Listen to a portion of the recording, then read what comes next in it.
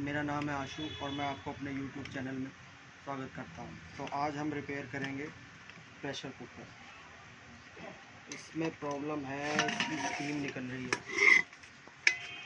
तो जैसा कि आप देख सकते हैं, सबसे पहले तो हम इसकी रबड़ चेक करेंगे।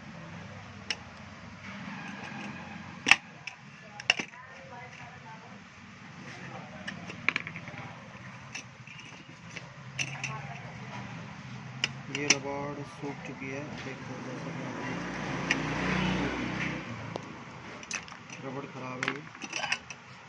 इसके बाद ये देखो, ये ढक्कन गिरा हुआ है, ये ऐड देख सकते हैं आप। बस चलो हम इसे सही करते हैं।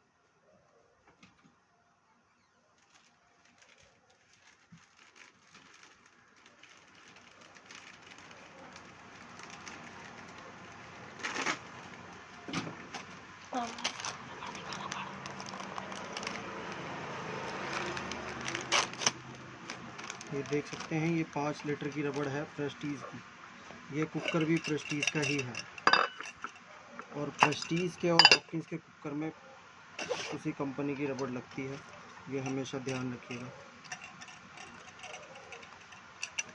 और ये हमारा बैलेंस भी ठीक है। अब इसमें हम देखते हैं प्रेशर बना के।